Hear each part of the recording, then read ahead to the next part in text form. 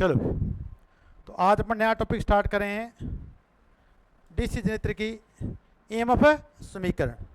कल कुछ चर्चा की थी अपने इसके बारे में, थोड़ा सा मैंने बताया था आपको। चलो भी, तो आज अपन डिटेल में पढ़ रहे हैं डीसी जनरेटर की ईएमएफ समीकरण। डीसी जनरेटर की ईएमएफ समीकरण।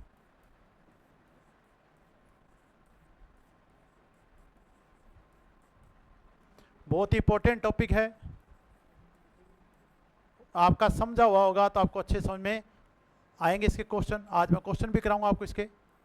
तो आज का टॉपिक है डीसी जनरेटर की ईएमएफ समीकरण। तो अपन ने कहा था कि आपको एक पी ध्रुवों का क्या लेना है, डीसी जनरेटर कितने ध्रुवों का, ध्रुवों की संख्या कितनी है, पी। पी का मतलब 2 हो सकती है, 4 हो सकती है, 6 हो सकती है, 8 हो सकती है, 10। एंड पी ध्रुवों की संख्या कितनी है, पी। तो अपने सबसे पहले क्या माना है कि पी बराबर क्या है, ध्रुवों की संख्या। तो ध्रुवों की संख्या आपको दी गई पी, और फाई क्या है, प्रत्येक ध्रुव का चुंबकीय फ्लक्स का चुंबकीय फ्लक्स, प्रत्येक ध्रुव का चुंबकीय फ्लक्स।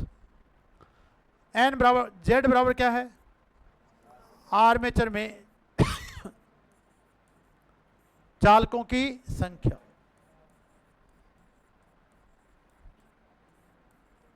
आर्मेचर में चालकों की संख्या।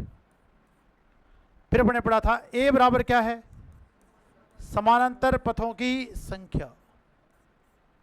समानांतर पथों की संख्या।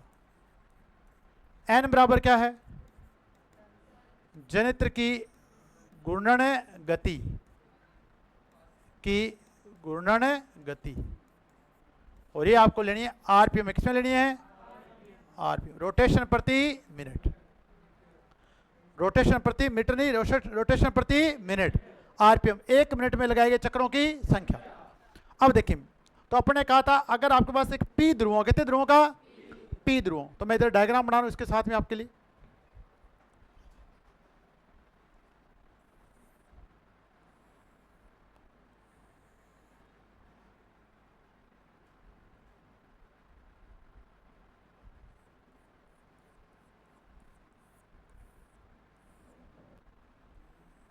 मैं आपके लिए एक 2 ध्रुव, कितने ध्रुव का, 2 ध्रुव क्या डीसी जनरेटर ले रहा हूं।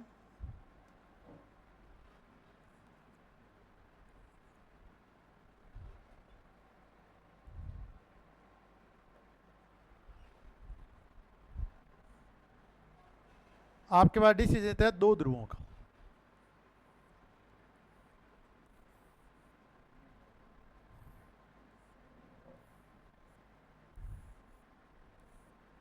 अगर 2 है तो यहां एन होता है, एन के सामने क्या होगा, एस होगा। क्या होगा बच्चों, देखें एस। तो अगर आपके पास एन है तो एन के सामने क्या होगा, एस होगा। अब अपने पास इसके अंदर रखा गया आर्मेचर को, किसे रखा गया है, आर्म। अब आर्मेचर में अपने स्लॉट में क्या रखें, चालक। क्या रखें, चालक।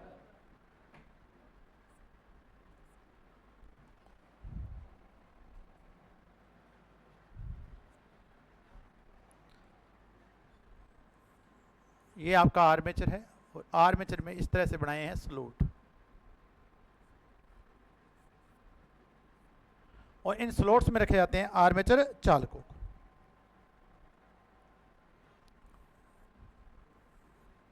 जब आपका ये एक आर्मेचर चालक, कितना चालक है, एक आर्मेचर चालक पूरा एक 360 डिग्री का चक्कर लगाए, कितना डिग्री का, कितने डिग्री का, 3। यानी यहां से चलना चालू होगा, इस पॉइंट से चलना चालू हो और वापस कहां जाए, यहीं पे आ जाए, तो कितने डिग्री का चक्कर लगाएगा, 360।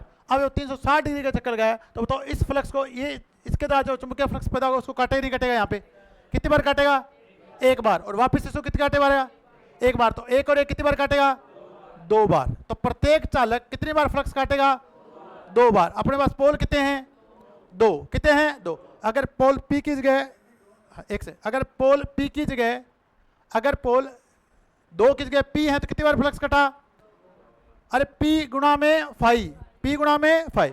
तो फ्लक्स कितनी बार कटा, 2 बार। कितनी बार कटा, अरे समझ में आया कि नहीं है। अगर आपके पास पोल P है तो कितनी बार फ्लक्स कटे?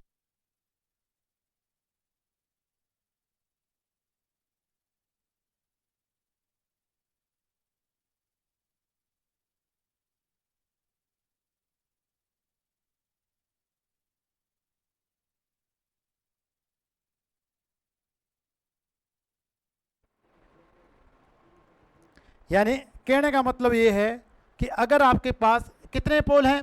P पोल हैं। कितने पोल हैं? तो एक चालक जब एक 360 डिग्री चक्कर लगाएगा तो कितने बार पोल को काटे, कितने बार फ्लक्स काटेगा? अरे P बार काटेगा। कितनी बार काटेगा? तुम्हें इतनी बार होगी बताते, समझ में नहीं आया भाई। अगर आपके पास दो पोल हैं, अब जब ये यहाँ से चालू हुआ तो एक बार तो इसका जो फ्लक्स है इसको काट दिया इसने, इसको यहाँ पे काटा नहीं काटा, फिर जब घूम के आया वापस घूम के आया तो यहाँ पे इसको वापस इसके फ्लक्स को काटे नहीं काटेगा? दो बार काटे नहीं काटेगा? तो जितने बार जितने आपके पास पोल होंगे इतनी बार आपका फ्लक्स कटेगा नहीं कटेगा? अब अपने कहा पोल कितने हैं? P कितने हैं? और प्रत्येक पोल कितना फ्लक्स पैदा कर रहा है? 5 वेबर का। कितने वेबर का? तो जब आपका एक चालक पूरा 360 डिग्री का चक्कर लगा देगा तो कितना फ्लक्स कटेगा? P5 weber. P5 ये बताना चाह रहा हूं, अब समझ में आ गया? अगर 2 होता तो 2 गुणा में 5, 2 गुणा में 5। अगर 5 का मान देता है 5 मिली वेबर तो 2 गुणा किससे कर दो? 5 मिली वेबर से। तो कितना फ्लक्स कटा एक चक्कर में? 10 मिली वेबर। अरे समझ में आया नहीं आया? तो जब भी आपका एक चक्कर लगेगा तो एक चक्कर में कटा फ्लक्स कितने बराबर होगा? तो एक चालक के द्वारा, कितने चालक के द्वारा? एक चालक के पूर्ण चक्कर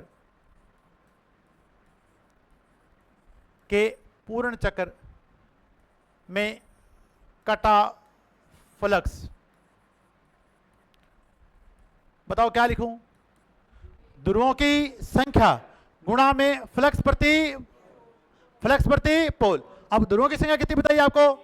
P। ध्रुवों की संख्या कितनी बताइए? P। और फ्लक्स कितना कटा है? 5। तो बताओ क्या लिखोगे? P5 weber. P5 weber. बताओ समझ में आई नहीं है? अब आपको दूसरा काम क्या करना है? एक चक्कर को लगाने में क्या लगा? समय, वो ज्ञात करना है। अब आपके पास जो गति दी गई है वो किसमें दी गई है? आरपीएम में। और 1 मिनट में सेकंड कितने होते हैं?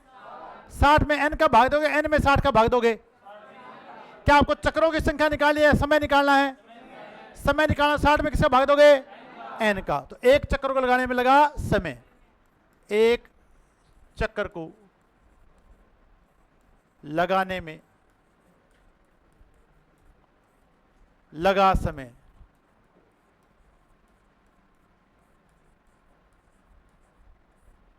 बराबर क्या होगा? किसमें भाग दूं? 60 में किसका भाग दूं? n का। तो अपने को निकालना है समय, और ये समय किसमें आएगा? सेकंड में। क्या आएगा? सेकंड। तो आपको गति दी गई है आरपीएम में। किसमें दी गई है? अगर आपको गति आरपीएस में दी होती तो 1 में किसका भाग देते हैं? n का। अब आपके पास क्या दे रखी है? आरपीएम में। तो 60 में किसका भाग दोगे? n का। बताओ समझ में आ नहीं आ गया? अब हमारे पास क्या है? अब अपनों को बताया है कि फेराडे ने क्या बताया था कि फेराडे कहता है कि जो आपके पास विद्युत भाग बल पैदा होगा वो बराबर किसके होगा? E बराबर n d5 भाग dt। E बराबर n d5 भाग dt। आपके पास किसी चालक में विद्युत भाग बल तभी पैदा होगा जब उससे फ्लक्स समय के साथ क्या हो रहा है? चेंज हो रहा है। तो अपन क्या लिखेंगे? फेराडे के विद्युत चुंबकीय प्रेरण के नियम से, फेराडे के विद्युत चुंबकीय प्रेरण के नियम से चालक में उत्पन्न औसत विद्युत वाहक बल, औसत विद्युत वाहक बल बताओ किसके बराबर होगा? n d5 भाग dt। होगा कि नहीं होगा? अरे होगा कि नहीं होगा? उत्पन्न औसत विद्युत वाहक बल किसके बराबर होगा? n d5 भाग dt। अब आपके पास चालक की संख्या कितनी देर की है? 1। तो आप बच्चों देखिए क्या लिखोगे? E बराबर क्या लिख दोगे? 1। फ्लक्स में चेंज कितना हुआ? P5। कितना हुआ? P5। तो D5 की जगह क्या लिख दोगे? P5। 1 गुणा में P5। एक चक्र को लगाने में लगा समय 60 बटा में n। तो ये 60 कहां जाएगा? 60 बटा में n। ये n कहां चला जाएगा? ऊपर। कहां चला जाएगा? ऊपर। तो बताओ औसत विद्युत वाहक बल का मान कितना आ गया? P5n बटा में 60 वोल्ट। बताओ समझ में है कि नहीं है? अरे आया कि नहीं आया? ये बहुत इंपॉर्टेंट इक्वेशन बताओ। देखिए मैं आपको क्वेश्चन बताऊं किस किस लेवल के यहां से पूछे जा सकते हैं आपसे, ठीक है भी। अब तो यहां तक सारी बातें समझ में आ गई। अब ये जो अपन ईएमएफ इक्वेशन पढ़ रहे हैं सेम ट्रांसफॉर्मर में भी आएगी, फिर अपन पढ़ेंगे अल्टरनेटर, वहां पे भी क्या आएगी, 3 जगह चलेगी भी इक्वेशन, तो आपको पता होनी चाहिए। अगर आपसे एक चालक में औसत विद्युत वाहक बल का मान पूछेगा तो आपको ध्रुवों की संख्या किससे गुणा करना है, फाई से, और गुणन है गति से, और भाग से दे देना है। यानी आपके एक चालक में जो औसत विद्युत वाहक बल पैदा हुआ उसका फॉर्मूला क्या आ गया, पी फाई एन भाग 60। समझ में आ गया सभी को? अब अपने पास चालकों की संख्या अपने पता करेंगे कितनी है, जेड, कितनी है, जेड। अपने को एक चालक में निकालना है, जेड चालकों में निकालना है, तो सभी जेड चालकों में निकालना है। तो जेड चालकों में निकालने के किसे गुणा करेंगे, जेड से। किसे गुणा करेंगे, जेड से। तो जेड चालकों में उत्पन्न औसत विद्युत वाहक बल,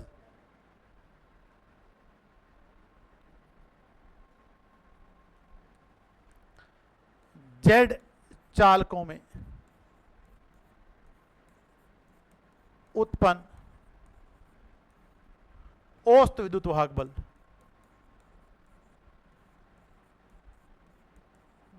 विद्युत वाहक बल बताओ किससे गुणा कर दूं,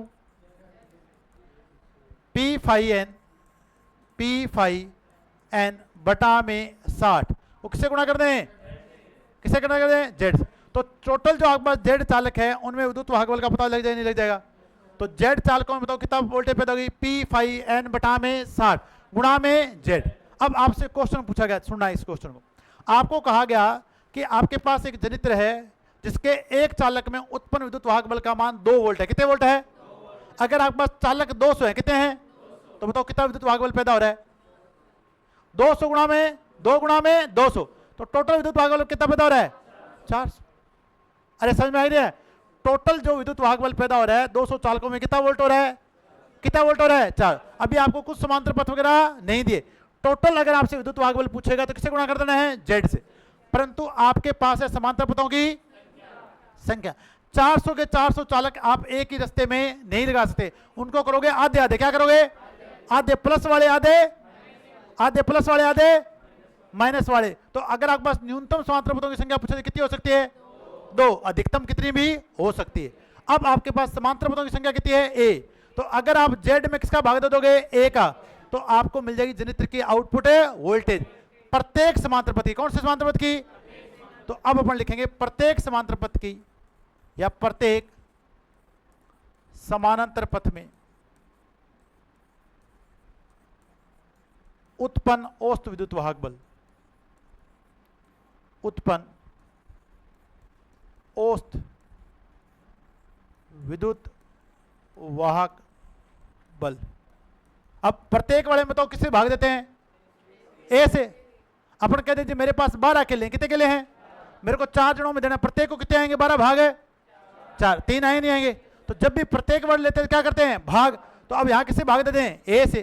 तो बताओ क्या आ गया, पी फाई एन भाग 60 गुणा जेड में किसका भाग देते हैं, ए का। जेड में किसका भाग देते हैं, ए का। तो ये आपके पास आज के प्रत्येक समांतर पथ की आउटपुट है। बताओ समझ में आई नहीं है? तो ये आपके पास आ गई ईएमएफ इक्वेशन। अब आपके पास जो वाइंडिंग अपन काम में लेंगे वो कितनी वाइंडिंग है, 2 वाइंडिंग है। कितनी वाइंडिंग है, एक वाइंडिंग होती है लैप वाइंडिंग, दूसरी कौन सी होती है, वेव वाइंडिंग। बताओ इतनी समझ में आई नहीं आ गई? तो पहली बात आपको याद रखनी है, एक चक्कर में कटा फ्लक्स, बोलो पी फाई, एक चक्कर में लगा, एक चक्कर को लगाने में लगा समय 60 भाग एन। अब आगे फेराडे, कौन आगे, फेराडे ने कहा औसत विद्युत वाहक बल किसके बराबर होगा, एन डी फाई भाग डी टी। अब फ्लक्स में परिवर्तन कितना हुआ, पी फाई, समय कितना लगा, एन कहां चला गया, ऊपर। तो एक चक्कर में एक चालक में औसत विद्युत वाहक का फॉर्मूला क्या गया, पी फाई एन बटा में 60 वोल्ट। अपने पास चालकों की संख्या कितनी है, तो गुणा किसे कर देंगे, प्रत्येक समांतर पथ किससे भाग दे देंगे। बताओ याद होगी क्वेश्चन, करके देखनी है, समझ में आना चाहिए। अब यहां तक भी कोई दिक्कत? अब अपने कहा अगर आपके पास, अब अपन जो डीसी जनित्र है उसमें आर्मेचर वाइंडिंग को 2 तरीके से बनाया जा सकता है। कितने तरीके से बना सकते हैं, आर्मेचर वाइंडिंग कितने तरीके से बना सकते हैं, 2 तरीके। देखो एक होती है जिसे बोलते हैं वेव वाइंडिंग, क्या बोलते हैं, वेव वाइंडिंग, ठीक है। दूसरी आपके पास होगी लैप वाइंडिंग।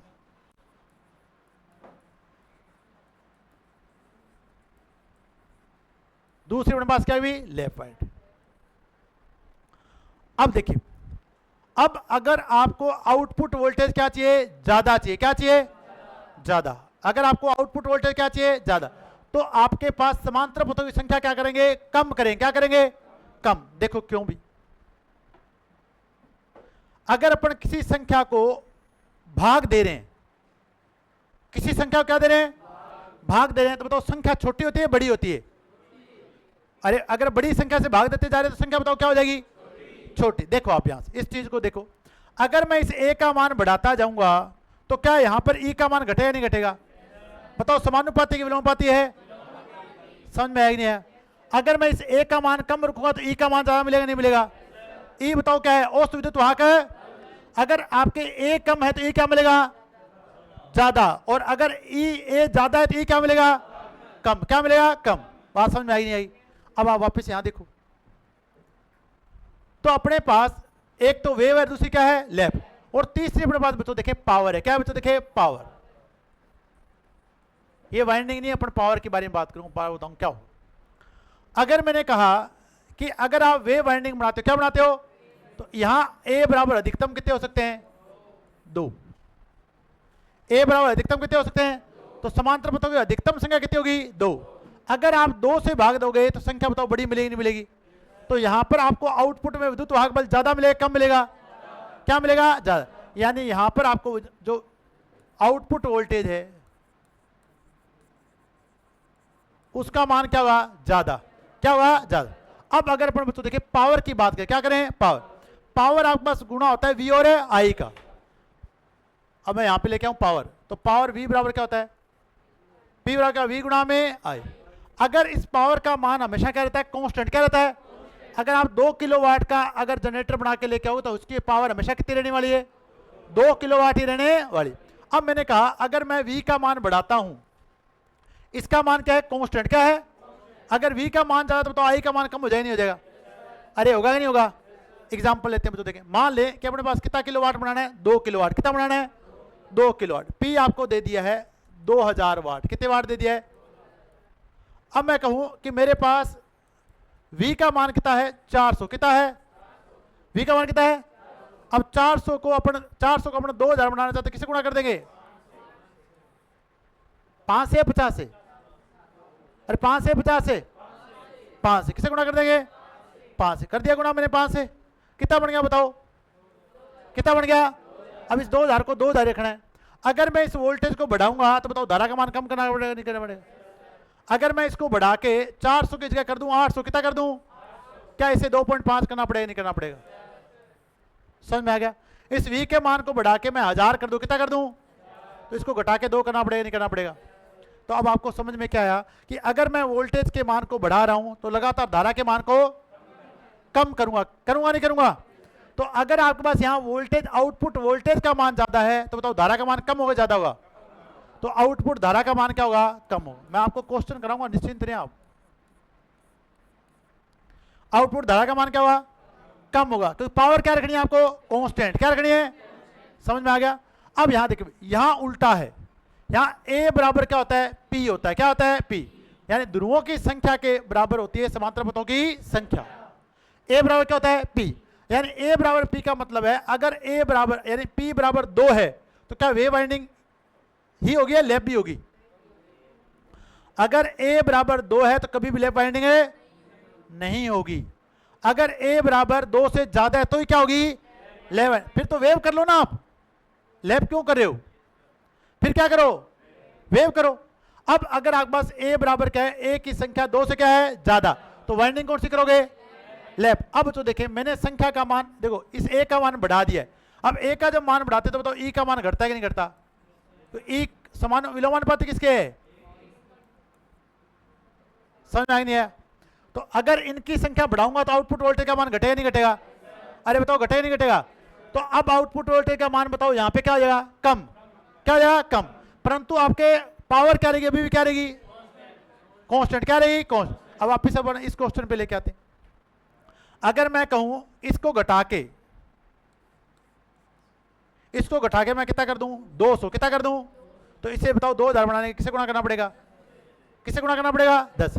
तो मैंने वोल्टेज क्या कर दी कम, तो धारा क्या हो जाएगी ज्यादा।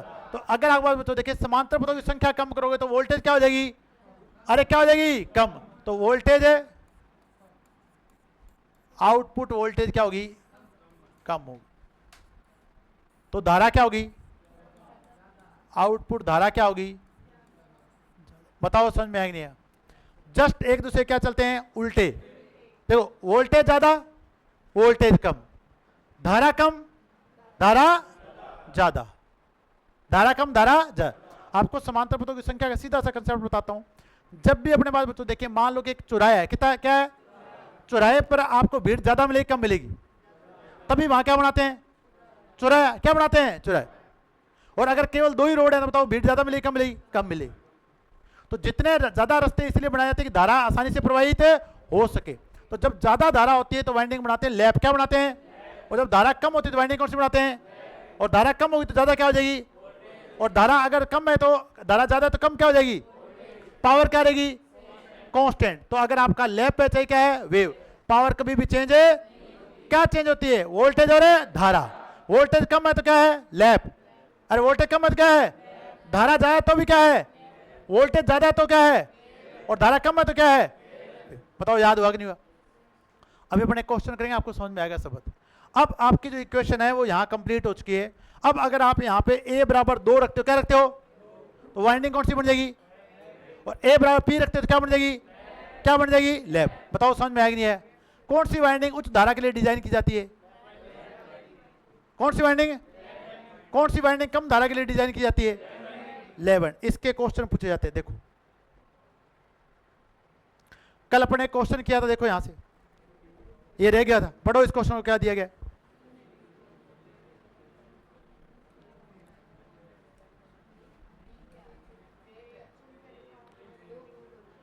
शून्य डिग्री कोण पर प्रेरित ईएमएफ का परिमाण E0 बराबर BLV sin थीटा सूत्र के द्वारा दिया जाता है। सूत्र में V क्या है, देखो इसमें A ऑप्शन दिया गया, देखो कितना बढ़िया दिया गया, दिया गया V तो वोल्टेज है,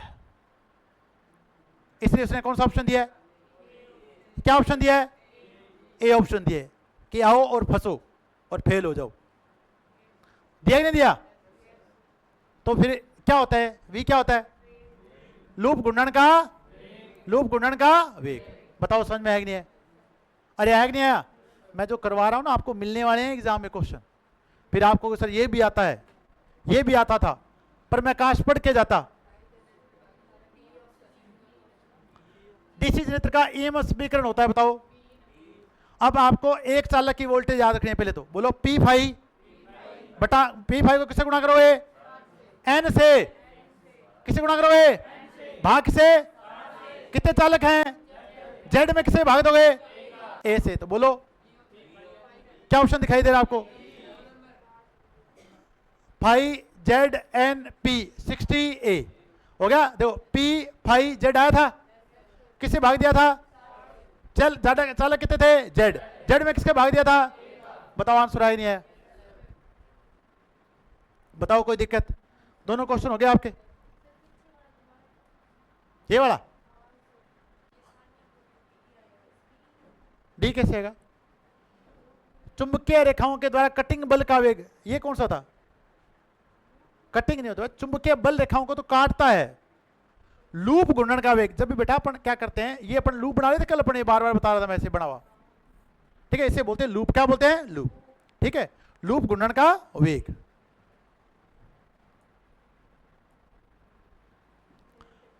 अब देखो जनरेटर का ईएमएफ किस पर निर्भर करता है,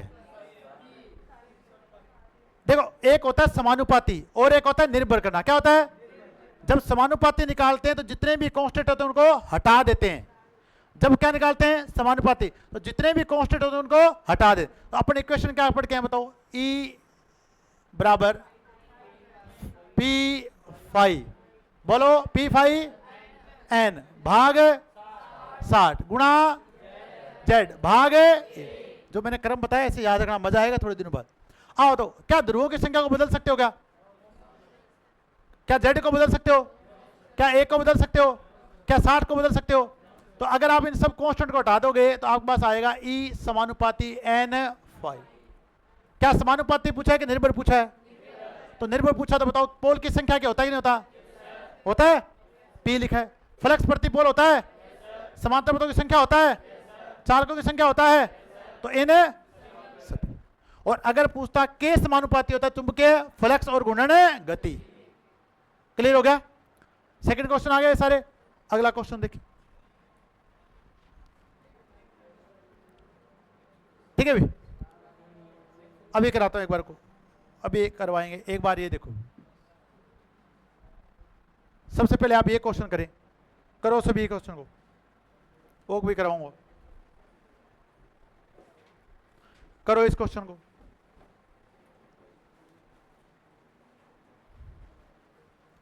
क्या क्या दे दिया आपको? 10 तो ध्रुव दिए हैं। P कितने दिए हैं? 10 कितने दिए हैं? 10।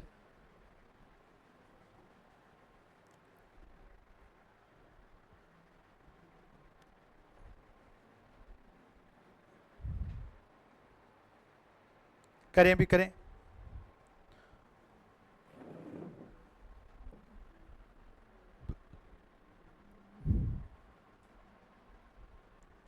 एक 10 ध्रुव डीसी क्षेत्र में 960 आर्मेचर के चालक हैं, जेड दे दिए।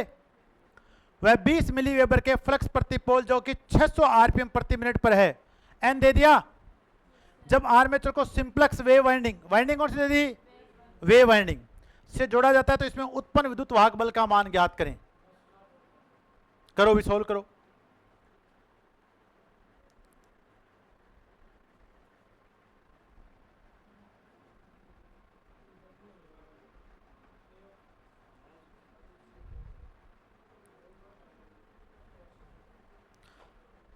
सबसे पहले आप फॉर्मूला रखें और फॉर्मूले में आपको क्या रखनी है? वैल्यू रखनी है, और कुछ नहीं करना इसमें।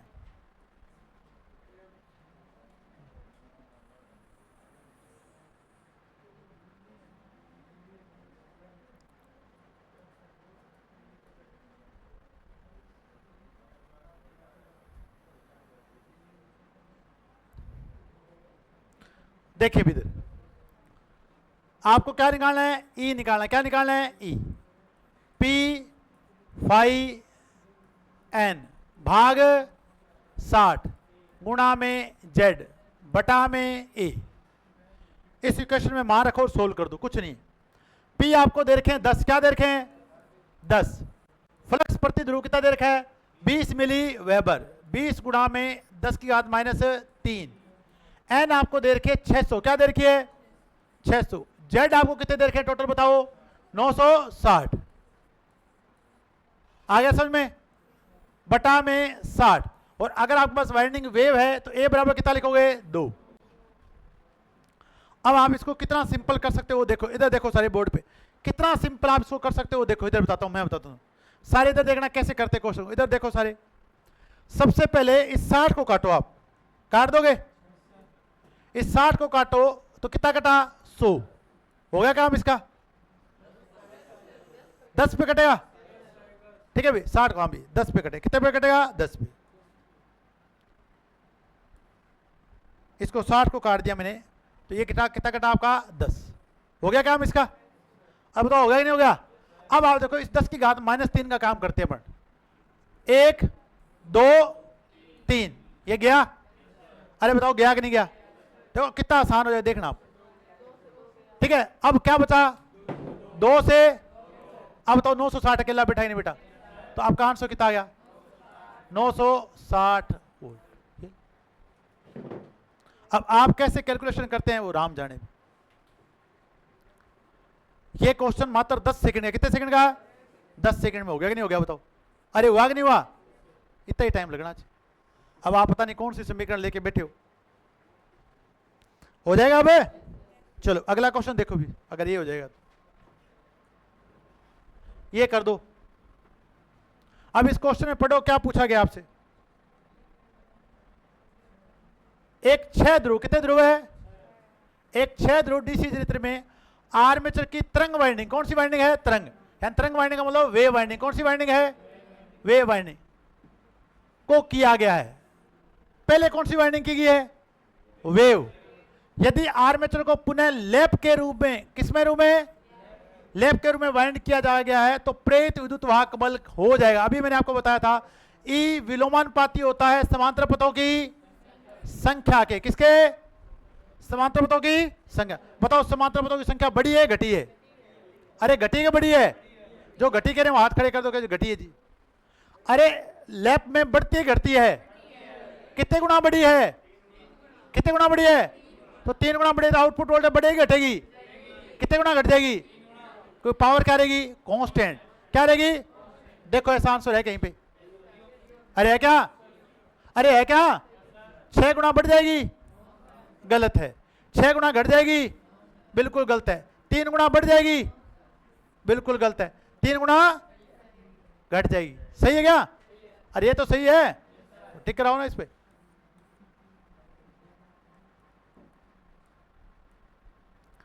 बताओ समझ में आया नहीं है?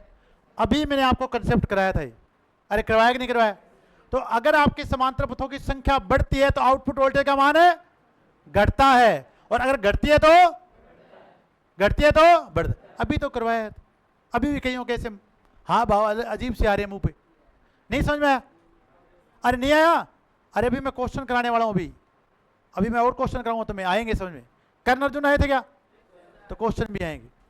पर आप सिंपल सा कंसेप्ट है तो देखें, अगर आपके पास वेव है तो ए बराबर कितने होते? 2। कितने होते? तो अगर ए बराबर 2 होते तो वोल्टेज बताओ ज्यादा ही नहीं आएगी। पर अगर ए बराबर, अगर आपके पास मान लो 6 कर दिए, कितने कर दिए? देखो 6 कर दिए नहीं कर दिए? अरे कर दिए नहीं कर दिए? तो 2 से 6 जाओ तो कितने गुना बढ़ा? तो 3 गुना आउटपुट वोल्टेज कम हो जाएगी नहीं हो जाएगी? तो आउटपुट वोल्टेज कितने गुना कम हो जाएगी? 3 गुना कम हो जाएगी। बताओ समझ में आएगी नहीं है? अरे अब तो समझ में आ गया? अभी भी कई विचार कर रहे हैं। ये क्वेश्चन बताओ मेरे को। एक 4 पोल डिश धारा यंत्र में 100 एम्पीयर धारा बहता है। कितने एम्पीयर धारा बहता है? यह लेप कुंडलित है। कौन कितने कुंडलित है? प्रत्येक समांतर पथ में धारा कितनी होगी बताओ? कितनी होगी?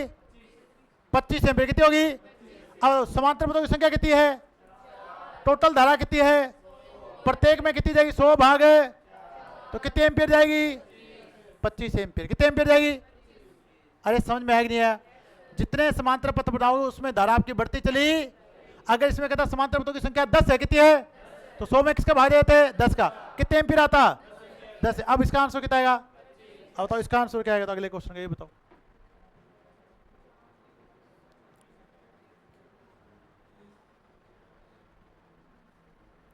लैप कुंडलित है। कितना कुंडलित है? लैप है कि वेव है? पोल कितने हैं? कितने हैं? 120 में किसका भाग दोगे? कितनी आएगी धारा? कितनी आएगी? 30। बताओ क्वेश्चन आसान है कि मुश्किल है? अरे बहुत आसान क्वेश्चन है। अब पर पता ही नहीं होता लैप कब होता है, वेव कब होता है। दिक्कत यहाँ ज्यादा है। मैं पूरा डिजाइन कराने वाला हूँ तुम्हें लैप वेव कैसे बनेगी। अभी आपको मैं थोड़ा थोड़ा बता रहा हूँ इसके बारे में, अभी और पढ़ेंगे डिटेल में। वाइंडिंग पढ़ाऊंगा पूरी। तो ये वाला बताओ, अभी करवाया तुम्हें।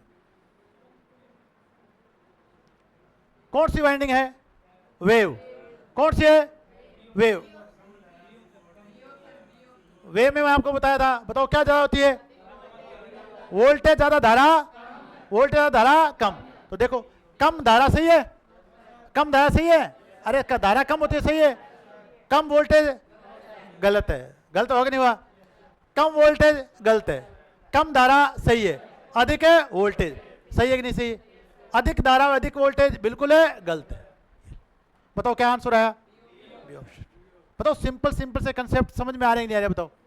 ठीक है, कुछ नहीं है इनमें, बहुत आसान टॉपिक है और यहीं से आपको क्वेश्चन आएगा, आपको फंसा लेगा। अब बताओ वेव वाले क्या वापिस? अब आप बताओ इसमें क्या होगा? क्या आएगा? कम करंट है, अधिक है वोल्टेज। सेम सा क्वेश्चन था लगभग। ठीक है, अब आपके क्वेश्चन, ये आपके निम्मी की बुक का क्वेश्चन है, करके बताओ मेरे। आपको बता देता हूं भाषा क्या है। कितने पोल हैं? N8 पोल। समझ में आ गया? फ्लक्स Z कितने हैं? 960।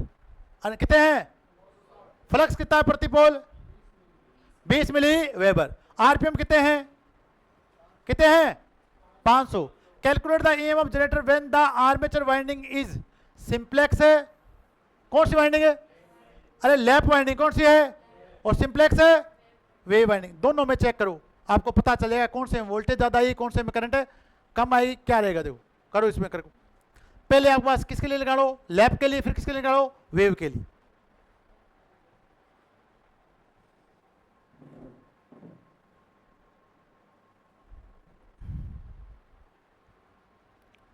करके देखें भी।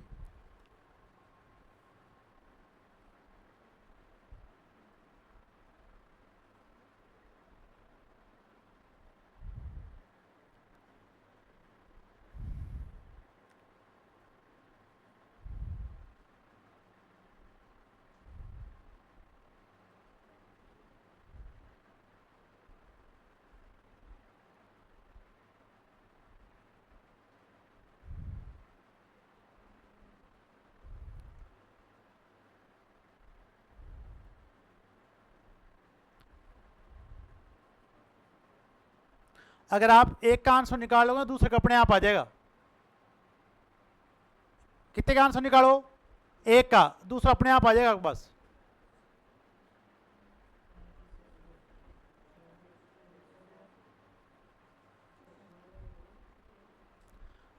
किस तरह हमारा एक का ही नहीं आ रहा।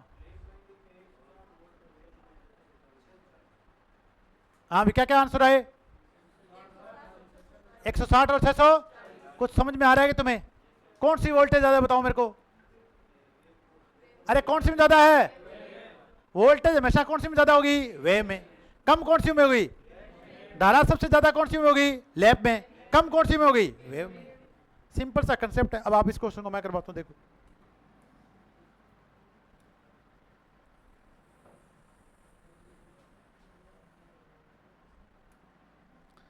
देखें भी।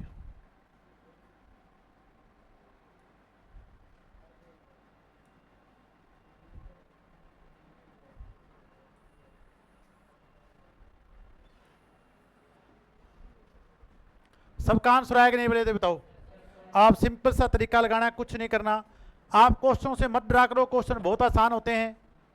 अरे होते नहीं होते। सबसे पहले फॉर्मूला लगाओ, ई बराबर क्या लिखूं बताओ, पी फाई एन भाग 60 गुणा में जेड बटा में ए। हो गया भी। अब आप तो देखिए, पहले आपको लैप दिया गया है, बाद में क्या पूछा गया है, वेव। मैं पहले किसके लिए निकालूंगा, वेव के लिए, बाद में किसके लिए निकालूंगा, लैप के लिए। जो आपको अच्छा लगे वैसे कर लो जी, कोई दिक्कत नहीं। मैं पहले निकालूं लैप के लिए, किसके लिए, वेव के लिए।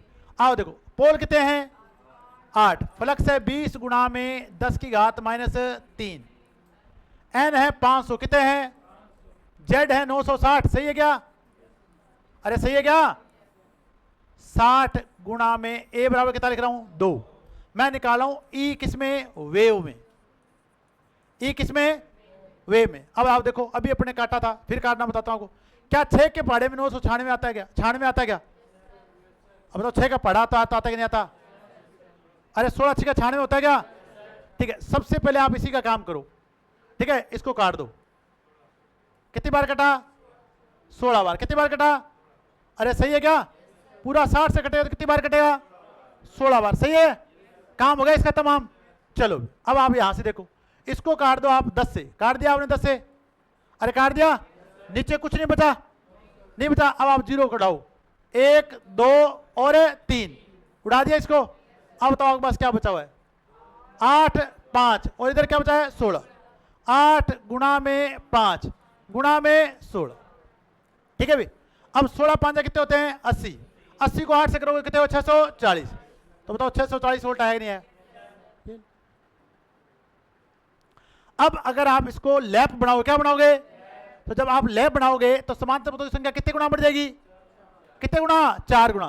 क्यों बढ़ जाएगी 4 गुना, देखो अगर अपने से बनाएंगे लैप, क्या बनाएंगे, तो ए बराबर कितना हो जाएगा, 8, कितना हो जाएगा, और यहां ए बराबर कितना था, कितना हो जाएगा, 2। तो 2 से कितना गुना बढ़ेगा, 4 गुना। तो 4 से क्या दे दें, क्या दे दें, भाग। तो बताओ ई लैप में सीधा लिख दूं क्या, 640 से किसका भाग दे दूं, 4 का। क्या 160 वोल्ट आया क्या, ये लो आपका आंसर।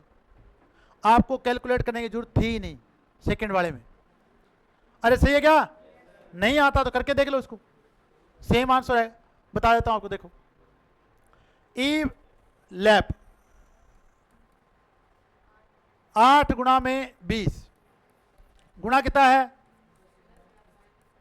गुणा में 500 गुणा में 960 गुणा में 960 दिख तो रह गया वहां पे, बटा किससे भाग देना है 60 गुणा किससे भाग देना है 8 से, 8 से 8 ये कितनी बार कटेगा 16 बार, कितनी बार कटेगा 16, ये आपका कैंसिल हो जाएगा 1 2 और 3 हो गया कैंसिल, क्या बचा 2, अरे क्या बचा 2, यहाँ क्या बचा 5, उधर क्या बचा 16, तो क्या ई लैप 160 वोल्ट आया क्या, तो पहले भी कितना वोल्ट आ रहा था, तो वो करने में मजा ज्यादा आएगा, क्या सही है, क्या फिर वो करना चाहिए या ये करना चाहिए, तो अगर आपके पास समांतर पथों की संख्या बढ़ रही है तो आउटपुट वोल्टेज है घट रही है, समझ में आएगा नहीं आया, तो अगर आपके जितने गुना समांतर पथों की संख्या बढ़ेगी उतनी वोल्टेज क्या हो जाएगी कम, बताओ सीधा है कि नहीं है, ये आपकी निम्मी की बुक का क्वेश्चन है भी, अगला क्वेश्चन और बताता हूं वो भी निम्मी की बुक का है, ये भी करो सोल्व।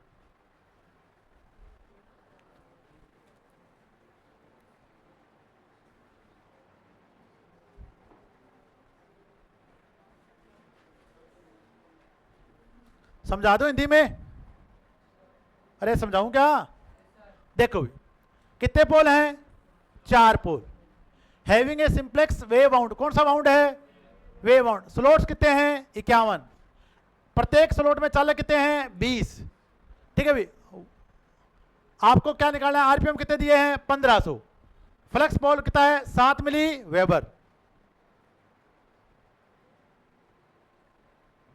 सोल्व करें भी तो वेव बाउंडेड है, तो Z बराबर जो चालकों की संख्या होगी उसका फॉर्मूला लिख लेना, स्लोट्स प्रति पोल, स्लोट्स गुणा में चालकों की संख्या प्रति स्लोट,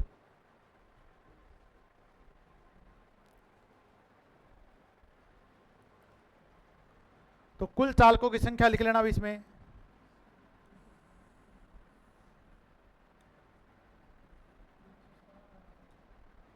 $360 नहीं आएगा, गलत आ रहा है, 357 आएगा, एकदम सही है, कोई दिक्कत नहीं है 357 में,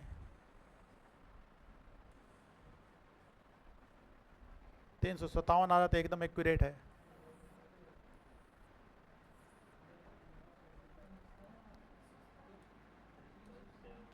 $357 आंसर आएगा इसको,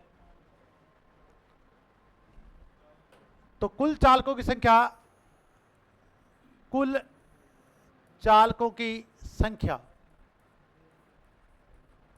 पहले आपको ये निकालनी पड़ेगी यहां पे Z, तो Z का फॉर्मूला क्या आएगा स्लोट्स गुणा प्रत्येक स्लोट में चालक,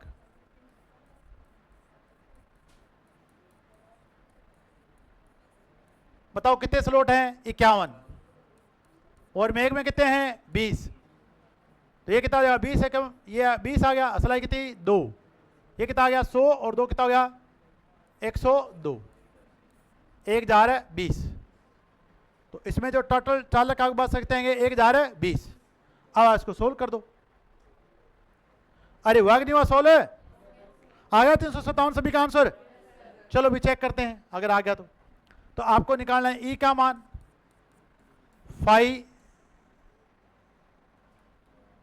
अपना फॉर्मूला क्या है पी फाई एन भाग 60 गुणा में Z बटा में ए, वाइंडिंग कौन सी है वेव या लैप, वेव, ए बराबर कितना रख देंगे 2, तो ई बराबर पी कितना है 4, तो 4, फ्लक्स है 7 मिली वेबर, एन कितना है 1500, Z कितने हो गए 1020, बटा में क्या लिखना है 60, 60 गुणा में 2, 60 गुणा में 2, क्या ये 16 हो रहा है भी कहीं आपके किसी पहाड़े पे, 3 के पहाड़े पे हो रहा है कि 6 पे हो रहा है, 3 के पहाड़े पे हो रहा है, देखो 3 को काटोगे तो कितनी बार कटेगा 20 बार, 3 3 9, 3 चौका है 12, 340 आएगा आंसर इसका, अरे हो गया 16 यहां तक है, अरे ये तो हो गया 3 चौका 12 आएगा, 340 हो गया, अब यहां से इसको काट दो, काट दिया, इसको एक बार और काट दो, कितना हो गया 17, इसका मामला सल्ट गया सारा, चलो अब आप देखो इसको काट दो यहां से, इसको कितनी बार कट जाएगा 2 बार, अब आप इसके 10 की घात -3 को काम करो, 1 2, ठीक है, यहां कितना रह गया 10 की घात -1, अब अपन इसको सोल्व कर लेते हैं। तो E बराबर यहाँ कितना है 2 है, 15 2 है 30, 10 की घात -1 है, गया गया। ठीक है, ऊपर क्या बच गया, क्या बच गया 17, अरे बच गया क्या 17, गुणा क्या है 7, नीचे कुछ है भी, कुछ नहीं है। देखो 17 ते क्या होते हैं 51, 51 को गुणा करना है 7 से। मुझे 50 का पढ़ा आता है, 50 7 कितना 350, एक एक और लेके आओ, कितनी बार लेके आओ 7 बार, तो आंसर आ गया 357 वोल्ट। बताओ समझ में आया कि नहीं है, अरे आया कि नहीं आया समझ में। तो आंसर आ रहे हैं, क्वेश्चन आ रहे हैं। ठीक है, ये आपकी निम्मी की बुक में क्वेश्चन दिए गए, और जो निम्मी की बुक बता रहा हूँ ये 2017 में मेरी मंगाई हुई है। कितने साल पुरानी, कितने साल पुरानी है, 9 साल पुरानी बुक में भी इस लेवल के क्वेश्चन दिए गए आपके। तो अगर आपकी निम्मी की बुक में ऐसे क्वेश्चन दिए गए हैं तो आपके एग्जाम में आने चाहिए कि नहीं आने चाहिए। सर हमें जो नहीं आते वो हमें नहीं आने चाहिए, ऐसा तो नहीं है मामला, अरे ऐसा तो नहीं है। ठीक है भाई, तो आज अपने इतना ही करेंगे। ठीक है, बाकी मैं कराऊंगा इसमें कल आप।